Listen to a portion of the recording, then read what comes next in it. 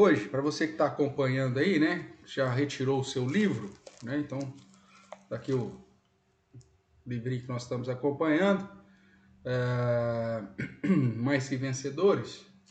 Hoje nós vamos falar sobre alguns títulos de Jesus. Você que tem o livro, então é a página 67 que nós vamos trabalhar, né? Já trabalhamos com bastante coisas e vamos aí caminhar hoje nessa postura aí do Filho do Homem. E na apostila, você que adquiriu também a nossa apostila, tá aí, lembrando que a gente disponibilizou também essa apostila em PDF, né, para que você possa acompanhar, é a página 27, também com o mesmo título, Filho do Homem, ok? Então vamos lá, eu convido você a abrir sua Bíblia lá em Apocalipse, capítulo 1. Hoje, nosso objetivo é trabalhar o capítulo 1, né, os 20 versos, na expectativa aí de tentar esclarecer o objetivo geral desse primeiro capítulo, tá bom? Vamos fazer a leitura, convido você a acompanhar a leitura que farei, diz assim a palavra do Senhor. Revelação de Jesus Cristo, que Deus lhe deu para mostrar aos seus servos as coisas que em breve devem acontecer, e que ele, enviando por intermédio do seu anjo, notificou ao seu servo João, o qual atestou a palavra de Deus e o testemunho de Jesus Cristo quanto a tudo o que viu. Bem-aventurados aqueles que leem e aqueles que ouvem as palavras da profecia e guardam as coisas nela escritas, pois o tempo está próximo.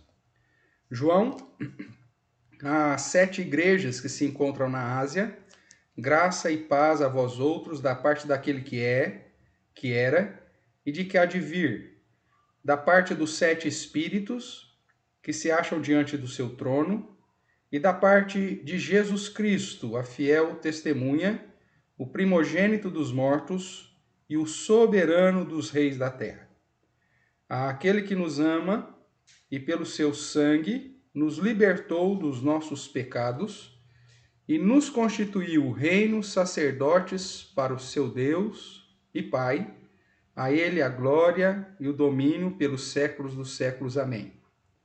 Eis que vem com as nuvens, e todo olho verá, até quantos o traspassaram. E todas as tribos da terra se lamentarão sobre ele, certamente. Amém. Eu sou o Alfa e o Ômega, diz o Senhor Deus, aquele que é, que era e que há de vir, o Todo-Poderoso. Eu, João, irmão vosso e companheiro nas tribulações, no reino e na perseverança, em Jesus, achei-me na ilha chamada Patmos, por causa da palavra de Deus e do testemunho de Jesus. Achei-me em espírito no dia do Senhor, e ouvi por detrás de mim grande voz, como de trombeta, dizendo: o que vês, escreve em livro e manda às 7 igrejas: Éfeso, Esmirna, Pérgamo, Tiatira, Sardes, Filadélfia e Laodiceia. Voltei-me para ver quem falava comigo, e voltado vi 7 candeeiros de ouro, e no meio dos candeeiros, um semelhante a filho do homem, ou filho de homem, com vestes talares e cingido à altura do peito, com uma cinta de ouro. A sua cabeça e cabelos eram brancos, como alva lã, como neve. Os olhos, como chama de fogo. Os pés, semelhantes ao bronze polido, como que refinado numa fornalha. A voz, como voz de muitas águas. Tinha na mão direita 7 estrelas, e da boca saía-lhe uma afiada espada de 2 gumes. O seu rosto brilhava como o sol na sua força. Quando o vi, caí a seus pés como morto. Porém ele pôs sobre mim a mão direita, dizendo: Não temas, eu sou o primeiro e o último, e aquele que vive. Estive morto, mas eis que estou vivo pelos séculos dos séculos, e tenho as chaves da morte e do inferno. Escreve, pois, as coisas que viste, e as que são, e as que hão de acontecer depois destas. Quanto ao mistério das 7 estrelas que vistes na minha mão direita, e os 7 candeeiros de ouro, as 7 estrelas são os anjos das 7 igrejas, e os 7 candeeiros são as 7 igrejas. Ok, até aqui então, o primeiro capítulo aí de Apocalipse. Você vê que nós já mencionamos para você essa situação do simbolismo, né, em Apocalipse, muito simbolismo. Esse primeiro capítulo aqui apresenta vários deles. Nós vamos tentar trabalhar aí com esses símbolos também na interpretação, ok? Na sequência então aí do nosso estudo, Apocalipse, né, o Filho do Homem, nós estudando o capítulo 1, é o terceiro capítulo aí da apostila. Nós vamos trabalhar um pouquinho com aquilo que o próprio livro apresenta inicialmente, que é sobre o personagem principal, como de toda a escritura, né? O capítulo 1 vai apresentar sobre a pessoa de Jesus. O reverendo William Hendricks vai dizer: no livro de Apocalipse, do início ao fim, tudo gira em torno de Jesus. Ele é o centro das atenções. O livro revela quem é Jesus realmente e mostra a glória e o poder que pertence a ele. Por isso, antes de conhecer um pouquinho mais sobre a revelação do Apocalipse, nós precisamos conhecer mais sobre o protagonista do livro, a saber, conhecer um pouquinho mais sobre Jesus, ok? Então vamos lá, vamos recapitular aqui alguns princípios, né, que nós já trabalhamos, para que a nossa linha de interpretação obedeça a tais critérios, né? Nós sabemos que o livro é uma revelação, e nós vimos aqui, né, como primeira palavra, que no grego é apocalipse, que significa revelação, foi traduzido aí na primeira expressão do livro, né, revelação, então apocalipse, é uma revelação de Jesus. Nós havíamos mencionado já isso há algum tempo, né, que o período revelacional termina em Jesus Cristo. Nós já estudamos isso várias vezes, repetimos isso, mas nunca é demais dizer que o período revelacional termina em Jesus. Segundo Hebreus, Deus falou muitas vezes, de muitas maneiras, e ali é citada uma progressão, primeiramente aos pais, Hebreus capítulo 1, verso 1, aos pais refere-se aos patriarcas, né? Então de Adão até a transição que é Moisés, Deus falava diretamente a esses homens. O método, o meio que é usado, o termo que é usado é teofania, né? Deus usando uma aparência conhecida por um período de tempo, e ele falava então diretamente aos nossos patriarcas. Hebreus vai dizer que depois disso nós temos pelos profetas, que é o período que vai de Moisés até Malaquias, ou Moisés até João Batista, dependendo aí da transição, onde você vê a revelação através de sonhos e visões. É o maior período revelacional. E Hebreus vai dizer que nos últimos dias, apontando que o ministério terreno de Jesus inaugura, de certa forma, os últimos dias. O apóstolo Pedro confirma isso quando do derramar do Espírito Santo, né? Quando fala que aquilo é o cumprimento da profecia de Joel nos últimos dias. Então, que nesses últimos dias a revelação seria pelo Filho, através do Filho e de um modo exato. Jesus é a expressão exata do ser de Deus. Então, o período revelacional termina em Jesus, e por isso que Apocalipse é apresentado como a revelação de Jesus. O próprio Jesus traz essa profecia, ok? Então, assim a gente já descarta toda e qualquer possibilidade de profecias, de revelações novas após o período apostólico, ou o período que termina com a revelação de Apocalipse, próximo do ano 100 do primeiro século. Então, lembrando que então o livro é a revelação de Jesus Cristo sobre as coisas que devem em breve acontecer. É isso que está escrito aqui no verso 1. Vimos também na leitura que o livro foi destinado a 7 igrejas, né? O verso 4 vai dizer: João, há 7 igrejas que se encontram na Ásia, graça e paz a vós outros. E depois, lá no verso 11, o próprio Senhor Jesus dizendo para João: o que vês, escreve em livro e manda às 7 igrejas. E aí cita as 7 igrejas: Éfeso, Esmirna, Pérgamo, Tiatira, Sardes, Filadélfia e Laodiceia. Lembrando que nesse simbolismo, as 7 igrejas que se encontram na Ásia, o 7 já é um símbolo bíblico e apocalíptico de totalidade, de perfeição, né?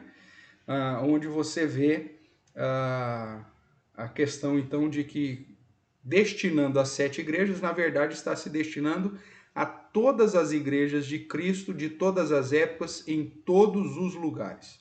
Essa questão do 7 também é usada aí no verso 4, dá uma olhadinha aí.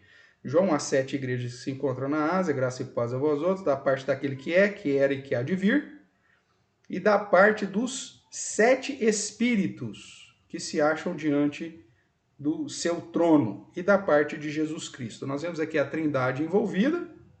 Então, apesar de ser apresentado com a revelação de Jesus Cristo, Jesus como a expressão, o verbo encarnado, a palavra de Deus encarnado, então a revelação de Jesus, mas você vê toda a Trindade envolvida, né? No verso 1 mesmo já é dito, a revelação de Jesus Cristo, que Deus lhe deu para mostrar aos seus servos as coisas que em breve devem acontecer. E aqui no capítulo 1, verso 4 e 5, fica claro o envolvimento então de toda a Trindade. Aquele que era, que era e que há de vir, os 7 espíritos, esses 7 falando dessa capacidade do conhecimento pleno, né, de Deus, né, na figura do Espírito Santo, e da parte do Jesus Cristo, que é colocado aqui com alguns títulos, né, a fiel testemunha, o primogênito dos mortos e o soberano dos reis da terra. Então, 7 sempre nessa utilização de totalidade, de grandeza, de completude, né, mostrando que é algo que é perfeito ou completo. Vamos caminhar mais um pouco.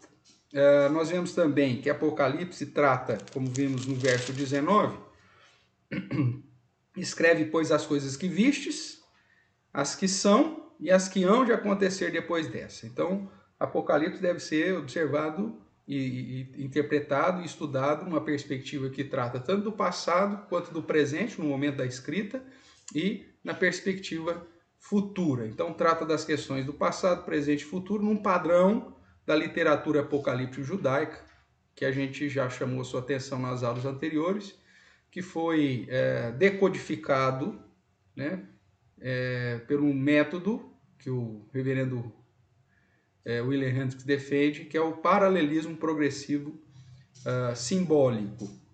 Então, esse paralelismo progressivo, né, que é apresentado aí, tá certo? Outra situação que a gente tem que falar é que dentro do simbolismo, que nós já estudamos a semana passada, João então apresenta aqui vários títulos reveladores sobre Jesus Cristo. Né? Na verdade, está confirmando tudo aquilo que as Escrituras já haviam dito, e esse simbolismo aí serve para reforçar aquilo que Jesus Cristo é. É importante lembrar que a profecia ou a revelação ela foi direcionada a 7 igrejas, então há um destinatário inicial, e também a interpretação de Apocalipse, inclusive os símbolos, precisam obedecer o sentido para esses primeiros destinatários. Não adianta nada eu desprezar a interpretação para os nossos irmãos do primeiro século, né?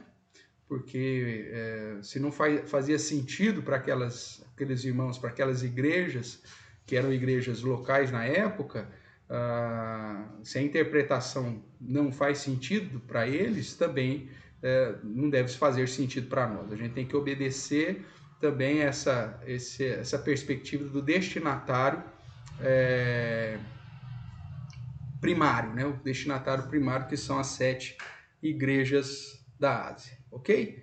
Então vamos lá. Dentro dos títulos aí que é apresentado, nós vimos aqui no verso de número 5, né, da parte de Jesus Cristo, ele é apresentado como a fiel testemunha, que refere-se diretamente ao ministério terreno de Jesus, onde ele testemunha a respeito das verdades do Pai, né, ele vem obedecer aquilo que o Pai lhe designou. O outro título que é apresentado aí, primogênito dentre os mortos, né, é uma referência que o próprio apóstolo Paulo também cita, que é a vitória sobre a morte, a ressurreição, né, ocorrida lá na festa das primícias, e que aponta para Jesus, então, aquele que ressuscitou de um modo específico para a eternidade, como o primeiro para todos aqueles que irão ressuscitar para essa realidade de eternidade, né? Então ele foi o primeiro, então por isso que ele recebe esse título. E o terceiro título que é apresentado aí no verso 5, soberano dos reis da terra, que aí já fala da sua exaltação, né? Jesus mesmo, antes de ser assunto ao céu, fala para os seus discípulos que toda a autoridade lhe foi dada no céu e na terra. Com a sua morte, com a sua obra, ele então vence, né, a morte, vence o pecado, vence o inferno e, consequentemente, assume o controle de todas as coisas. Lá Mateus 28, 19, vai falar desse texto que eu acabei de citar, que a ele pertence a autoridade sobre em toda a terra e todo o céu. E é justamente por isso que ele é assunto aos céus para tomar, né, as rédeas do universo e comandar todas as coisas. É isso que, inclusive, que Apocalipse vai apresentar. Um outro título que nos é apresentado aqui está aí no verso 8, né? Depois a gente vai dar uma olhadinha verso a verso, mas vamos ver esses títulos primeiro. Que é Eu sou o Alfa e o Ômega, e que é confirmado no verso 17, quando ele toca em João, né? Depois que João teve aquela situação de ver toda a grandiosidade de Jesus, ele cai como morto aos pés do Senhor, e o Senhor então o levanta dizendo, não temas, e aí ele cita, eu sou o primeiro e o último. Então essa expressão, eu sou o alfa, o ômega, o princípio e o fim, mostra a eternidade de Jesus, né? Lembrando que no alfabeto grego, o alfa é a primeira letra, o ômega é a última letra, se fosse para um contexto nosso, Jesus, obviamente, diria, eu sou o A e sou o Z, né? O princípio e o fim, mostrando essa eternidade. É interessante esse termo princípio, porque é justamente como começa as escrituras, né? Você vai para Gênesis, capítulo 1, verso 1, diz, no princípio, né? No princípio criou Deus o céu e a terra. Ou seja, em Cristo foram criadas todas as coisas. Paulo vai nos trazer essa interpretação. Então, Jesus é o princípio de todas as coisas e ele é o fim de todas as coisas, ele é o próprio Deus, o Deus encarnado esse mistério, né, que nós cremos sobre a Trindade, mas é assim que a palavra de Deus, então, nos apresenta e ele reforça como aquele que é desde toda a eternidade. Mesmo que houve um momento para a sua encarnação, houve um momento da sua morte, um momento da sua ressurreição, a existência do Senhor, ela é desde sempre, né? Jesus é desde toda a eternidade, ok? Então vamos lá. E depois é apresentado como o Todo-Poderoso, né? Então, nós vemos aí alguns títulos que apresenta a respeito de Jesus Cristo, que é, então, no verso inicial, lá no final do verso 8, né? Depois que diz, eu sou o alfa e o ômega, diz o Senhor Deus, aquele que é, que era e que há de vir, o Todo-Poderoso. Então, são títulos que apontam para a grandeza do nosso Deus e apresentando ele como o vencedor. É importante lembrar que no contexto da igreja, a igreja já estava sendo perseguida. Fato é que o próprio João estava preso em Patmos. Nós sabemos que a ilha de Patmos já era usada como o cativeiro, né? E ele diz no verso 9, que estava em Pátimo, e ele ainda vai dizer assim: eu, João, irmão vosso, companheiro na tribulação. Então ele já estava citando que eles estavam vivendo um momento de tribulação. Companheiro na tribulação, no reino e na perseverança. Em Jesus, achei-me na ilha chamada Patmos, e ele dá o motivo porque ele estava preso lá, né? Por causa da palavra de Deus e do testemunho de Jesus. A palavra de Deus refere-se às Escrituras, até então o que eles tinham era mais o Antigo Testamento, e o testemunho de Jesus refere-se a todo o ensinamento que Jesus trouxe, e depois é sintetizado naquilo que nós temos hoje como Novo Testamento. A Apocalipse vai usar essa nomenclatura algumas vezes, né? Palavra de Deus e testemunho de Jesus, aqueles que foram mortos por causa da palavra de Deus e do testemunho de Jesus. Refere-se a todos aqueles que foram fiéis às Escrituras e ao ensino de Jesus Cristo, ao testemunho de Jesus como o Deus encarnado, aquele que ressuscitou para nos salvar.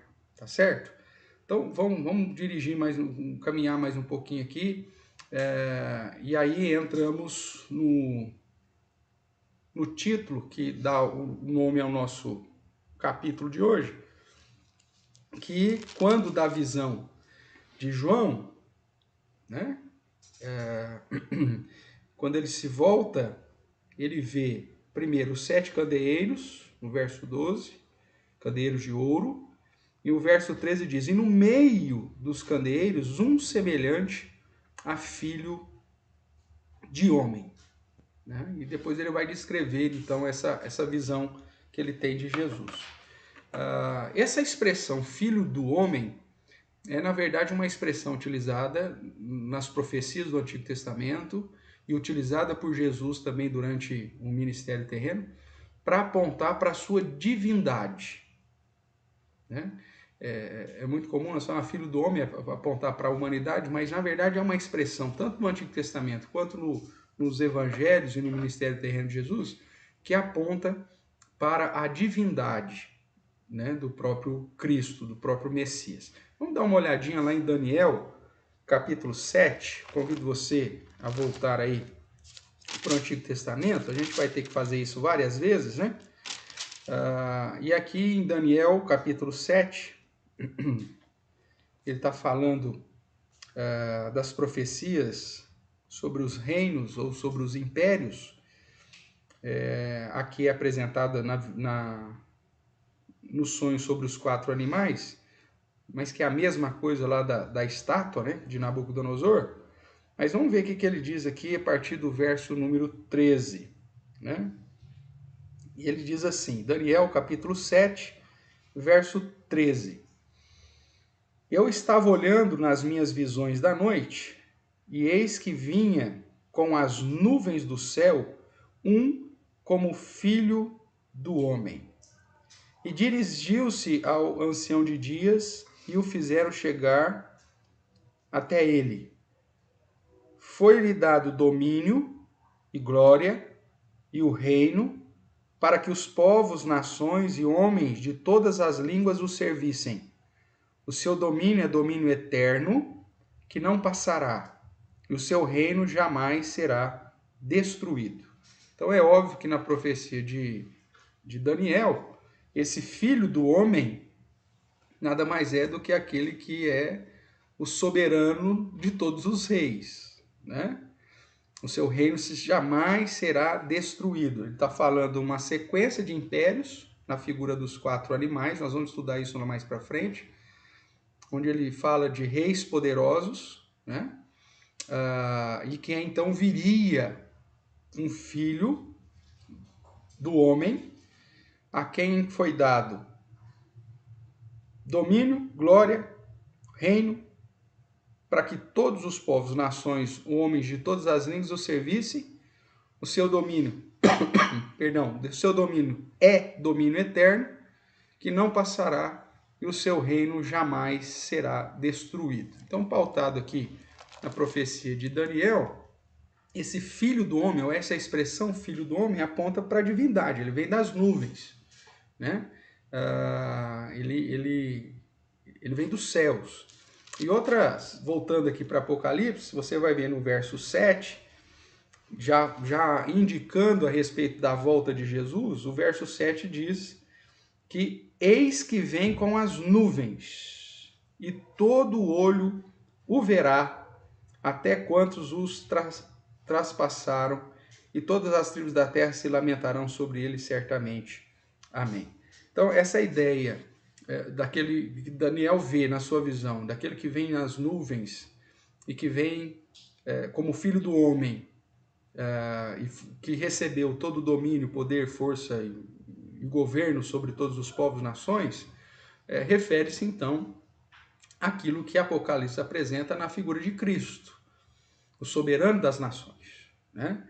Nós vemos aí no final do verso 5 que um dos títulos que foi dado o finalzinho do verso 5 o soberano dos reis da terra.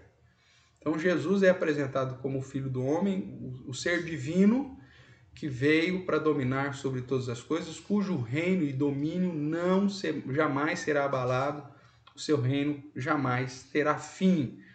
Né? Fazendo uma conexão com Isaías, nós chegamos a essa mesma conclusão de que Jesus, então, é aquele que veio, Deus encarnado, como diz o próprio João no seu evangelho, para reinar sobre os seus, e o seu reino jamais terá fim. Então, esse termo Filho do Homem apresenta Jesus como o ser divino que reina sobre tudo e todos, cujo reino não tem fim. Já fazendo um paralelozinho rapidinho aqui com Daniel, se você olhar lá para Daniel, o sonho de Nabucodonosor, da estátua, cabeça de ouro, peitoral de prata, o ventre de bronze e pernas, né, de ferro e os pés misturados com barro, naquela sequência nós vemos que a própria interpretação de Daniel dá uma sucessão de impérios. Cabeça de ouro seria a Babilônia, os membros, né, os superiores aí de prata seriam os medo-persas, depois os macedônios, né, grego-macedônio, e por fim os romanos, né, e uma mistura que dividiria lá em vários outros reinos. A gente vai estudar isso também.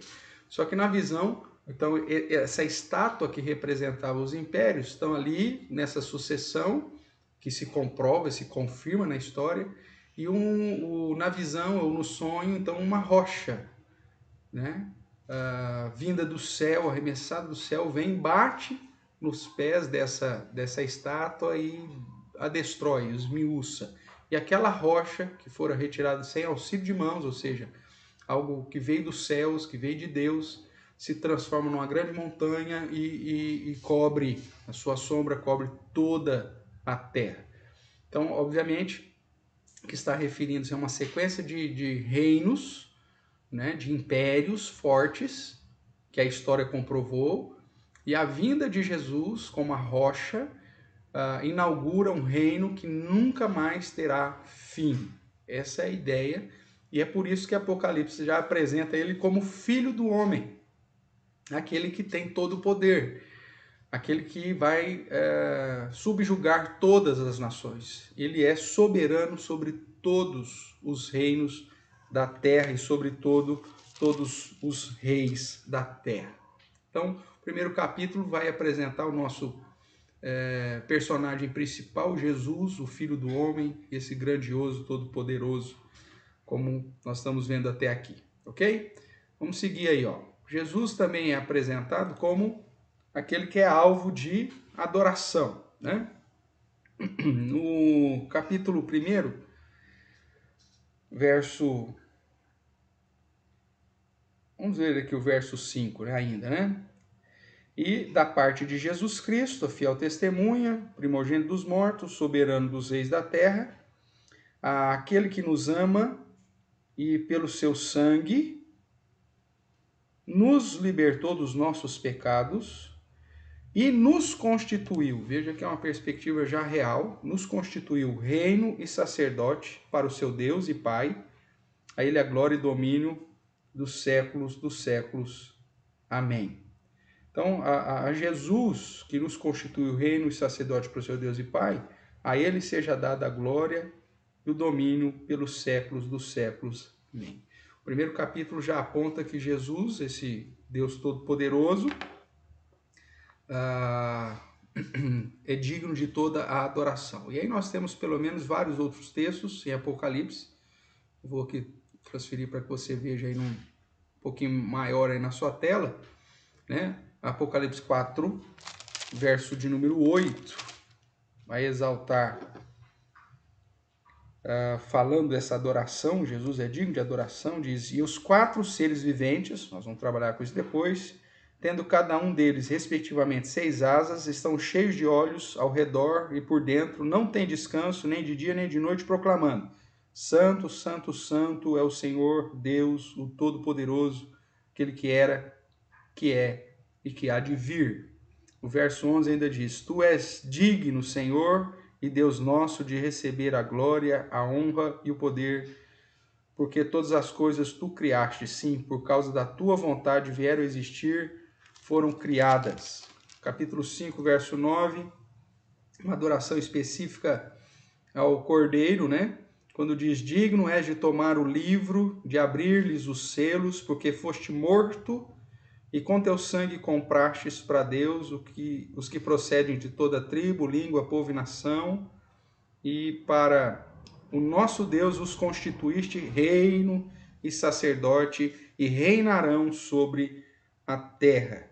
Verso 12 ainda diz: digno é o Cordeiro que foi morto de receber o poder, e riqueza, e sabedoria, e força, e honra, e glória, e louvor.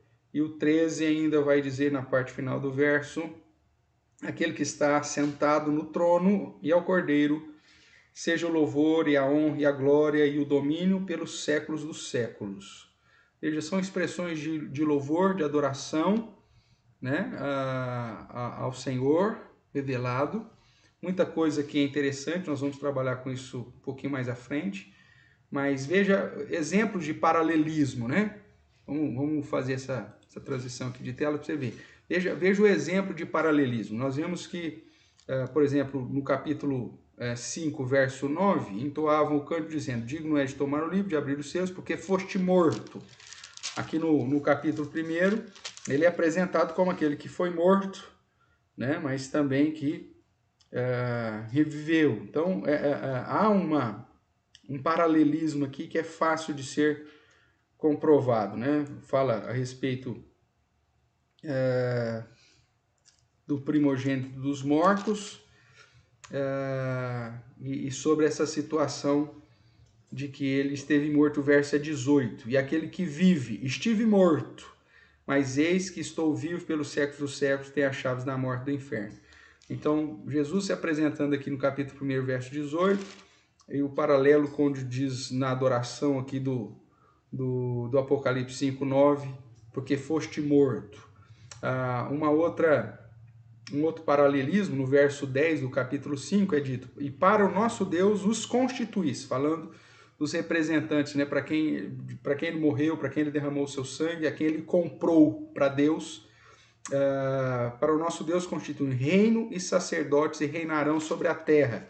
Se você vê o paralelo aqui, no verso 5, pelo seu sangue nos libertou dos nossos pecados e nos constituiu reino e sacerdote para o seu Deus e Pai. Quem que ele constituiu reino e sacerdote?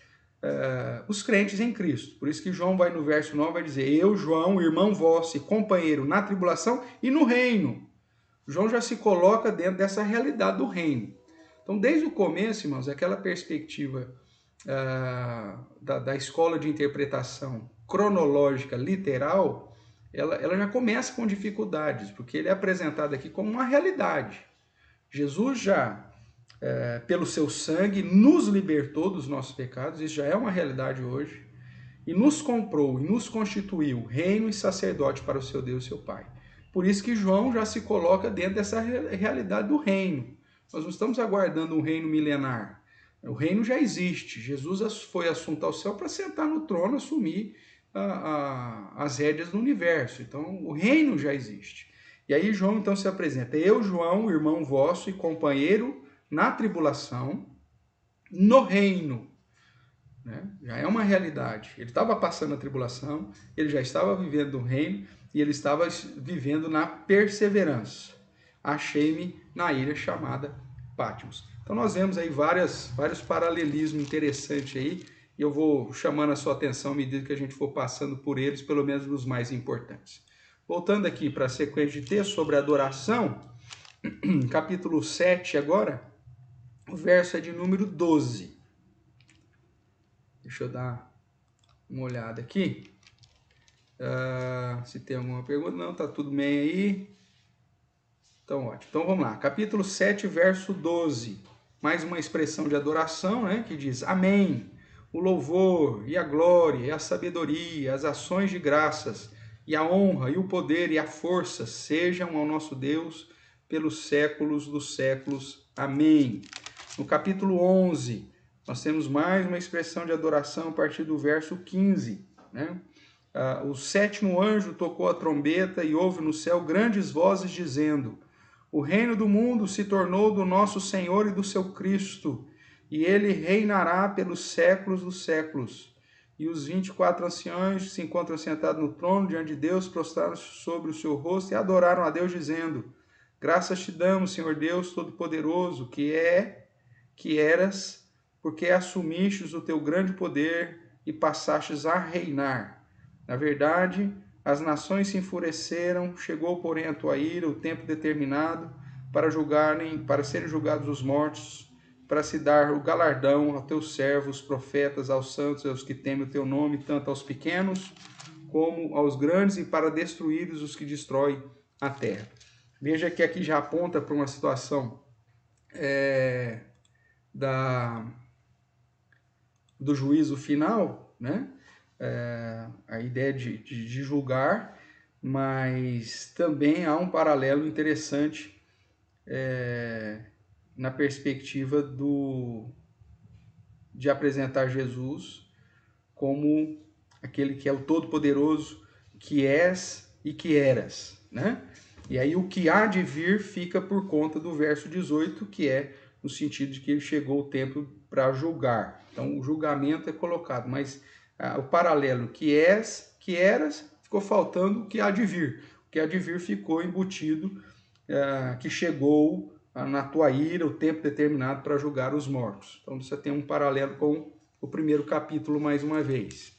Vamos lá, capítulo 12, verso 10 e 12, 10 a 12, mais uma vez, registrando aqui a vitória de Cristo e do seu povo, né? Então ouvi grande voz do céu proclamando: agora veio a salvação, o poder, o reino do nosso Deus e a autoridade do seu Cristo, pois foste expulso o acusador de nossos irmãos, o mesmo que os acusa de noite, ou de dia e de noite, diante do nosso Deus. Eles, pois, o venceram por causa do sangue do Cordeiro e por causa da palavra do testemunho que deram, e mesmo em face da morte, não amaram a própria vida. Por isso festejai, ó céus, e vós, os que neles habitais. Ai da terra e do mar, pois o diabo desceu até vós, cheio de grande cólera, sabendo que pouco tempo lhe resta. Essa expressão aqui, dentro da linha cronológica, né? Você vê que isso está tudo misturado. Ele está falando dessa questão do festejar aqui no capítulo 12, que é a mesma ideia do festejar das bodas do Cordeiro, lá do final de Apocalipse, e do capítulo 19. E quando diz o diabo desceu até vós, cheio de grande cólera, é um paralelo com o Apocalipse capítulo 20, quando diz que Satanás seria solto no final do período de 1000 anos, justamente para seduzir novamente as nações. Mas não é uma perspectiva cronológica, porque senão Satanás viria agora, a gente festejaria aqui no capítulo 12, teríamos ainda toda uma sequência, para depois festejar de novo no novo céu, na nova terra, lá nas bodas do Cordeiro, Satanás ser solto novamente. Na verdade, então, o que o Apocalipse 12 está falando, ele está recontando a mesma história que vai recontar lá no final, só que com detalhes diferentes. A ideia aqui que o Cordeiro, nós vencemos, eles, pois, o venceram por causa do sangue do Cordeiro. A vitória que nós temos em Cristo Jesus não está em nós mesmos, não é pela nossa própria obra, nossa mesma postura, mas pelo sangue de Cristo, que inclusive nos assegura e nos fortalece de modo que tenhamos condições de dar o testemunho fiel a respeito daquilo que Cristo é, mesmo diante da face da morte, referindo-se aqui à perseguição que os cristãos passariam por conta do testemunho de Jesus nesse período que vai desde a primeira vinda de Cristo até a segunda vinda. Tudo bem? Então vamos lá, mais um pouquinho aqui, o capítulo 15, o verso 3, apresenta mais um cântico, né? O cântico de Moisés e o cântico do Cordeiro, dizendo: grandes e admiráveis são as tuas obras, Senhor Deus Todo-Poderoso, justo e verdadeiro são os teus caminhos, ó Rei das nações. Quem não temerá e não glorificará o teu nome, ó Senhor? Pois só tu és santo, por isso todas as nações virão e adorarão diante de ti, porque os teus atos de justiça se fizeram manifestos. Mais um cântico que aponta para Jesus como alvo de adoração e aquele que venceu e que é digno de todo louvor. E por fim, né, lá em em Apocalipse 19, nós temos o júbilo no céu, e aí a adoração que vai do verso 1 ao verso 8, justamente exaltando a vitória de Jesus, né, sobre todos os seus inimigos, e é dito assim: aleluia, a salvação e a glória e o poder são de nosso Deus, porquanto verdadeiros e justos são seus juízos, pois julgou a grande meretriz que corrompia a terra com a sua prostituição, e das mãos dela vingou o sangue dos seus servos. Segunda vez disseram aleluia. Aí depois, lá no verso 4, dai louvores ao nosso Deus, todos os seus servos, os que o temeis, os pequenos e os grandes. E aí nós temos mais uma expressão, aleluia, pois reina o Senhor, nosso Deus, o Todo-Poderoso. Verso 7, alegremos-nos, exultemos e demos-lhe a glória, porque são chegadas as bodas do Cordeiro, cuja esposa a si mesmo já se ataviou, pois lhe foi dado vestir-se de linho finíssimo, resplandecente e puro, porque o linho finíssimo são os atos de justiça dos santos. Então veja mais uma expressão da adoração ao nosso Deus. Veja que nessa sequência de versos que nós lemos, todos eles exaltando a vitória, né, de Jesus e, consequentemente, dessa vitória sendo repassada para a sua igreja, para os seus eleitos, ou para a sua noiva. Por isso o título aí dos nossos estudos, né? A vitória do Cordeiro e da sua noiva, ok? Então, vamos lá. Você fechou aí o capítulo 19, verso 1 e 8. Na sequência aqui dos nossos slides, vamos lá. Jesus, então, é apresentado como aquele que é digno de glória e alvo de adoração, e termos que apontam a adoração pelo fato de Jesus ser o nosso Criador, que foi morto e venceu, a quem pertence a salvação, que reina com autoridade sobre todas as nações e por toda a eternidade. Ok? Aí o Filho do Homem. Vamos voltar então aqui para o capítulo 1, né, que é onde é apresentado essa figura do Filho do Homem, no verso 13. E aí vamos fazer uma sequência aqui no capítulo 1, trabalhando de um modo mais detalhado alguns pontos importantes aqui. William Hendricks vai dizer: o Filho do Homem é divino, habita a eternidade, possui autoridade final e é soberano de um reino indestrutível. Ok? Ele é soberano de um reino indestrutível. Desse modo, irmãos, nós vemos que o primeiro capítulo tem o objetivo de apresentar já Jesus como o vencedor, como o vitorioso, né? Aquele que venceu todas as coisas, né?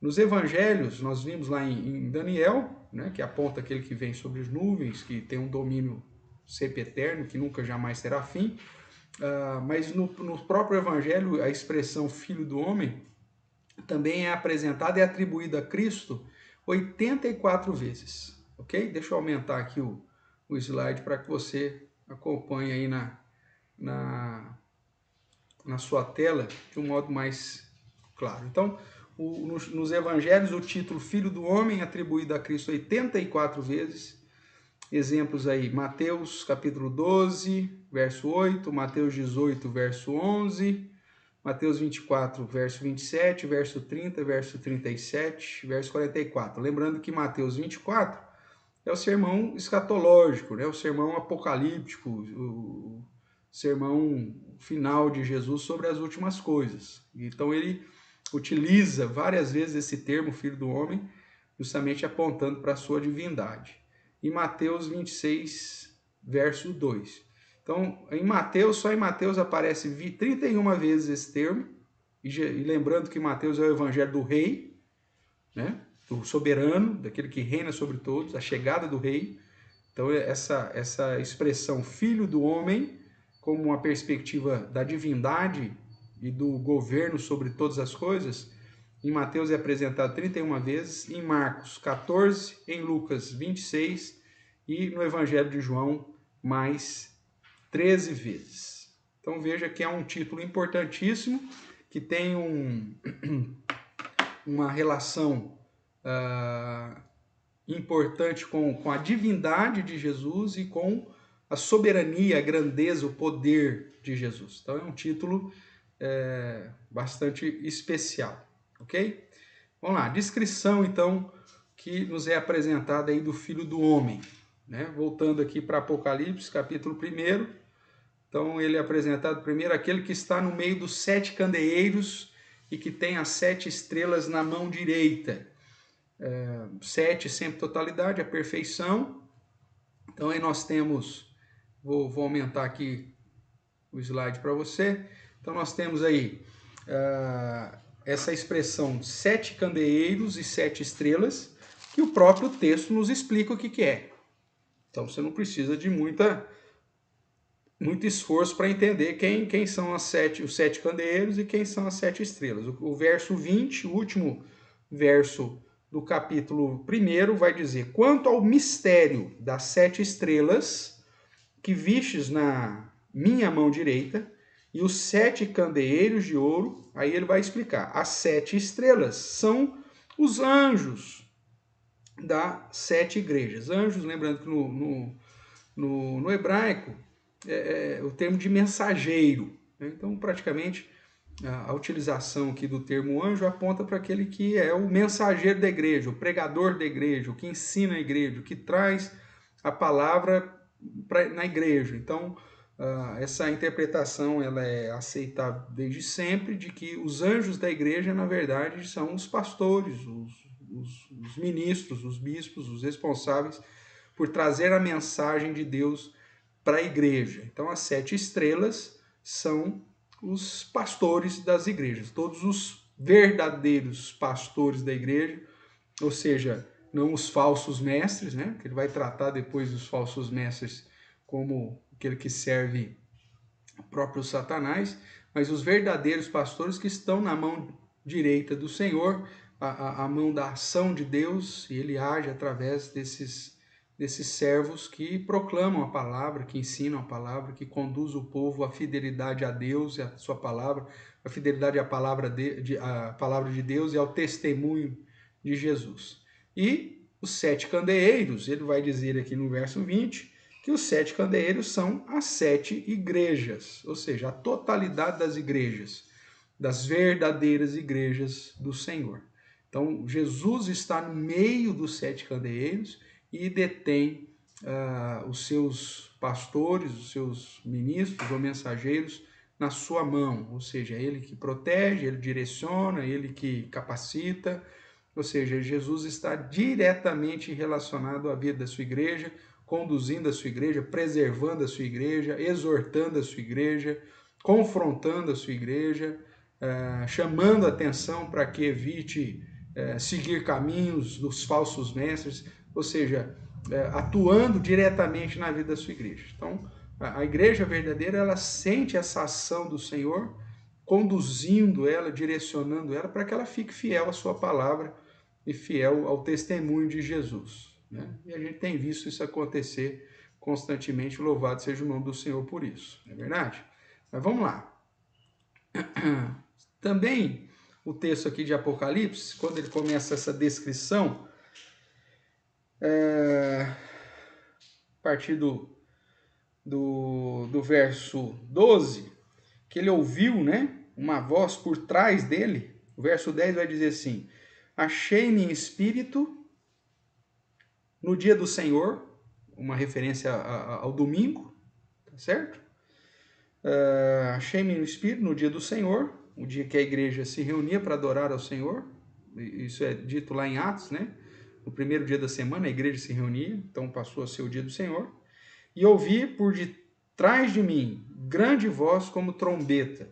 A ideia de que é um anúncio importante, né? A trombeta sempre como um instrumento de aviso importante, chamando a atenção daqueles que estão falando. Aí essa voz diz para ele escrever o livro, me enviar às 7 igrejas, e ele se volta para ver quem falava com ele. E voltado, ou seja, virado, ele vê os 7 candeeiros, no meio dos candeeiros, um semelhante a filho do homem, que é essa ideia do poder de Jesus. E aí a outra expressão que nos apresenta é com vestes talares e cingido à altura do peito com uma cinta de ouro. Todas essas questões das vestimentas, né, e a cinta de ouro vai apresentar, obviamente, para a grandeza, para o poder, para a autoridade que o Senhor Jesus tem. Né? Essa postura de vestes talares, cingido, à altura do peito, com a cinta de ouro, mostra a sua grandeza, o seu poder, a sua postura exaltada como soberano de toda a terra, soberano de todo o Senhor. Então, esse simbolismo das vestes e dessa cinta de ouro à altura do peito, essa faixa, né, de ouro, aponta para ele como vitorioso, como poderoso, como o grandioso que de fato é. O que mais? Vamos lá. A sua cabeça, né? Então, verso 14. A sua cabeça e cabelos eram brancos como a alva, lã como neve. Então, até aqui. Essa ideia do branco, do alvo, como lã, sempre é expressão de pureza. Você vai para Isaías, capítulo 1, diz que o convite de Deus é para que o povo de Deus se arrependa e venha até ele, e se porventura os pecados fossem vermelhos como a carmesim, Deus os purificaria, fazendo com que os seus pecados se tornassem brancos como a neve, né? E como a lã, ok? Então, falar de cabelos brancos e com alvo como a lã aponta para a sua pureza, né? A sua pureza na sua justiça, no seu comando, no seu governo, nos seus propósitos, nos seus pensamentos. Deus é sempre justo e puro em tudo que faz. Então é isso que nos é indicado aqui. Ainda nessa mesma frase diz que os seus olhos são como chama de fogo. Então, os olhos como chama de fogo. Essa é a ideia desses olhos que penetram e que têm a capacidade de purificar, de sondar o mais profundo do coração humano, apontando mais uma vez para essa questão de uma justiça plena, né, do Senhor. E aí é nos dito ainda sobre os seus pés, né? Vamos lá. O Filho do Homem é descrito aqui como os pés, semelhante a bronze polido, como que refinado numa fornalha, e a voz como voz de muitas águas. Então são expressões, e aqui os pés no sentido de bronze polido, mostrando o poder dos seus passos e a capacidade, inclusive, de derrotar os inimigos, né? Eu coloquei dois versos aí para que a gente possa fazer uma comparação. O primeiro é o livro dos Salmos, o Salmo de número 110, é o verso 1. Salmo de número 110, um salmo messiânico, um salmo de Davi, que diz assim: disse o Senhor ao meu Senhor. Veja, a ideia do Senhor ao meu Senhor, a ideia dessa relação do pai com o filho, né? assenta-te à minha direita, até que eu ponha os teus inimigos debaixo dos teus pés. Então, um pé semelhante a bronze polido, refinado numa fornalha, aponta essa ideia dessa figura de um poder para subjugar os seus inimigos. Dentro ainda da profecia de Ezequiel, eu convido você a abrir lá, Ezequiel 43, talvez a gente tenha expressões que nos ajudem a entender um pouco melhor isso. Então, Ezequiel capítulo 43, que fala da glória do Senhor, eu vou ler o verso 1 e 2, diz assim: Então o homem me levou à porta que olha para o oriente. E eis que do caminho do oriente vinha a glória do Deus de Israel. A sua voz era como o ruído de muitas águas, e a terra resplandeceu por causa da sua glória. Então veja, a questão desse pés com bronze polido, refinado, a fornalha, mostra da sua pureza e do seu poder de subjugar os seus inimigos. E a voz, quando se diz que é a voz de muitas águas, faz já uma referência conhecida no Antigo Testamento para uma descrição da glória de Deus, né? Que a glória vinha, a glória de Deus, de Israel, e a sua voz era como o ruído de muitas águas, e a terra resplandeceu por causa da sua glória. Então, no Antigo Testamento já é nos apresentado que a glória de Deus foi manifestada por essa voz como o ruído de muitas águas. E é justamente a descrição que nós encontramos em Apocalipse, né? Quando João está tentando aí descrever uma coisa fantástica, maravilhosa, né? Quando ele diz que a voz dele era a voz como de muitas águas. Então, refere-se ao mesmo Deus, à mesma glória do Senhor, desde todo sempre, agora aplicada na pessoa de Jesus, aquele que venceu. E como nós vimos, tinha na mão direita 7 estrelas, isso aí nós já referimos, essas estrelas é a ideia de ele ser o cabeça da igreja, ele que tem na mão aqueles que pregam, que ensinam, e também vai dizer que da sua boca saía-lhe uma afiada espada de 2 gumes, e o seu rosto brilhava como o sol na sua força, ou seja, o sol ao meio-dia, o sol mais forte, mais brilhante. Então nós temos aqui mais expressões que apontam para essa grandeza, para esse poder, para essa glória, para essa riqueza, para essa beleza, né? Para essa majestade que o Senhor Jesus é apresentado aqui no capítulo 1. Não podemos, obviamente, desprezar essa expressão, né? Da sua boca sai uma espada afiada de 2 gumes, porque há uma relação aqui muito interessante com Hebreus, né? Hebreus capítulo 4, quando vai falar da palavra de Deus, né?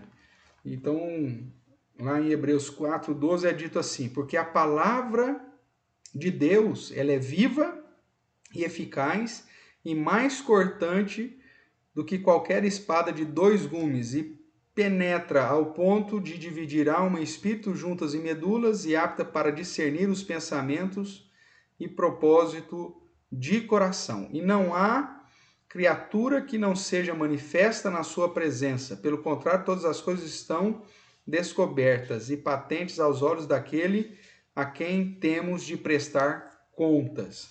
Então, obviamente que essa expressão aqui de Hebreus, capítulo 4, está também fazendo um paralelo com a expressão do capítulo 1, né?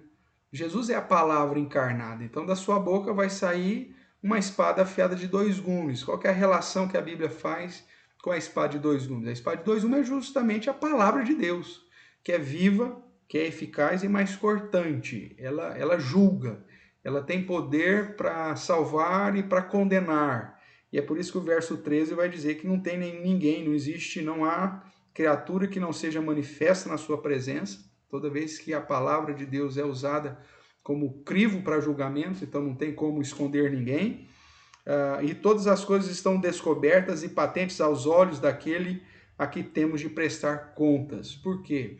Justamente porque os seus olhos são como fogo, ele penetra o mais profundo, não tem como esconder nada, ele é a própria luz, e toda vez que nos achegamos para a luz, as nossas obras são manifestas, não tem como esconder. Então são expressões que apontam para Jesus como esse majestoso rei, poderoso e juiz justo, puro, santo e verdadeiro, né? Então são expressões de simbologia que são conhecidas tanto pelo Antigo Testamento e pela palavra de Deus, que reforça essa grandeza, essa majestade de Jesus. Ok, irmãos? Caminhando aí mais um pouquinho, já concluindo essa parte da nossa apostila, e depois a gente talvez use um tempinho para mencionar mais alguma coisa do capítulo 1. Então vamos lá. A visão que João tem sobre Jesus é impressionante, né? É nesse sentido que fica claro aí para nós, ao ponto que quando ele viu essa visão, né, ele cai como morto. É uma visão tão surpreendente, tão majestosa, tão maravilhosa, que quando ele volta, ele se vira para ver quem está falando com ele, e ele vê aquela realidade que ele descreve, não existe outra coisa a fazer senão desmaiar, cair como morto. Mostra justamente essa divindade de Cristo. Jesus, ou melhor, João atribui a Jesus características próprias de Deus, né?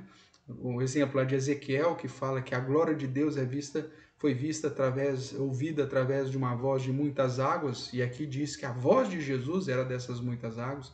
Então ele faz uma relação de alguns símbolos do Antigo Testamento que apontavam diretamente para Deus como o Pai, também sendo aplicado agora diretamente a Jesus, e que já haviam sido anunciadas pelos profetas. Essa visão é maravilhosa, pois se trata da fonte de esperança e consola a igreja na luta contra os seus inimigos. Lembrando aí, você, que João, quando vai escrever, ele diz, olha, eu, irmão vosso, companheiro na tribulação, no reino e na perseverança. Então, o contexto que a igreja estava passando era justamente de perseguição, de tribulação, de lutas, de problemas, e o grande questionamento é, e aí, como que isso termina? Nós vamos ficar sofrendo aqui? O que Jesus foi fazer no céu? Ele foi assunto aos céus? O que ele está fazendo lá? Então essa visão serve para mostrar para a igreja que Jesus está glorioso, poderoso, no lugar que deveria estar e, ao mesmo tempo, no meio da igreja. Por isso ele é apresentado como aquele que está entre, né? No meio dos candeeiros que representam as igrejas, fortalecendo essa igreja com poder, ao mesmo tempo com pureza, com glória, com majestade, ok? Desse modo, então, nós vemos que o capítulo 1 nos apresenta o fato de que Jesus Cristo é o Todo-Poderoso sobre todas as coisas, sobre todos os reinos, sobre todas as circunstâncias. O juiz que já venceu, que tem toda a sua majestade, toda a sua glória, todo o seu poder. Então, o personagem principal, que é Jesus Cristo, nos é apresentado como esse vencedor. Vamos dar uma olhadinha agora de um modo mais geral.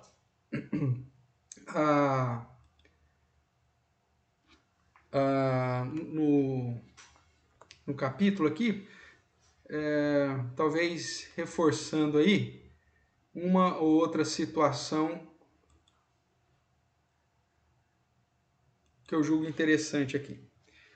Então vamos lá, revelação de Jesus Cristo, né? Mostrando aí que ela vem do Deus Trino, que Deus lhe deu, que depois vi da parte dos 7 Espíritos, mostra que já é para uma realidade do reino, né? Que ele nos constitui o reino e sacerdotes, para seu Deus e Pai, e ele é digno de toda a autoridade, mostra que ele é o soberano dos reis da terra, já apresenta no verso 7 a perspectiva da sua volta. O verso 7 diz: eis que vem com as nuvens, e vir com as nuvens é a ideia de vir com poder, que você viu lá em Daniel, que é mais uma expressão paralela que aponta para Jesus como o Filho do Homem, ou seja, o próprio Deus, cujo domínio não jamais terá fim. E todo olho verá. Isso aqui que eu gostaria de trabalhar contigo.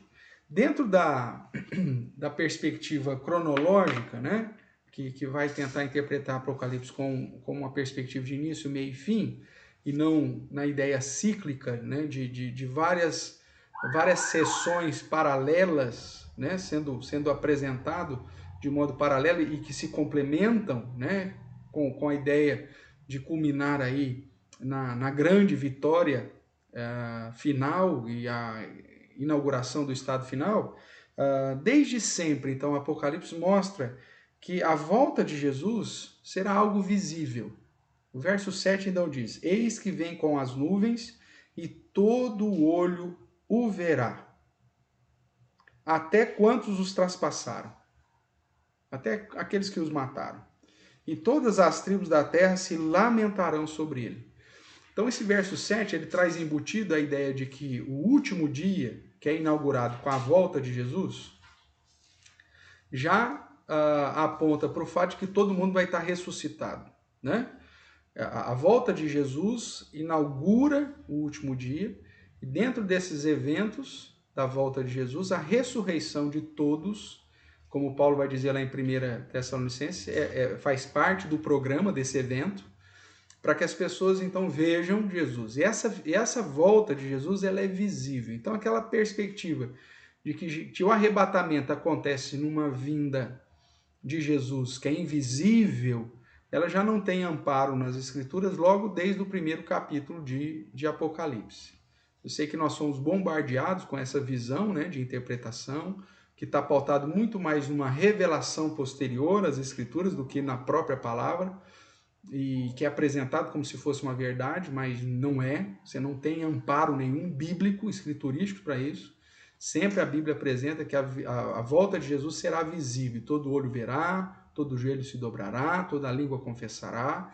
É uma perspectiva visível. E aqui, mais uma vez, nós vemos o verso 7 nos chamando a atenção para isso e mostrando que vai ser visível para todas as pessoas, que já aponta para a ideia de que logo depois da volta de Jesus, há a ressurreição e todos o verão em sua majestade e em sua glória. E é assim, portanto, que o primeiro capítulo nos apresenta a respeito da pessoa de Jesus Cristo, que para a igreja é importante porque aponta o fato de que Jesus está no meio da igreja, Jesus está comandando a sua igreja, Jesus é quem detém na mão direita as 7 estrelas, os seus fiéis, os seus mensageiros fiéis, que ele não está alienado do que está acontecendo na igreja e que todas as situações que vão acontecer nesse período, né, desde a sua primeira vinda até a segunda volta, a segunda vinda, tudo que acontecer está debaixo do seu poder, está debaixo da sua autoridade, do seu governo. E é assim, então, que Apocalipse capítulo 1 nos apresenta.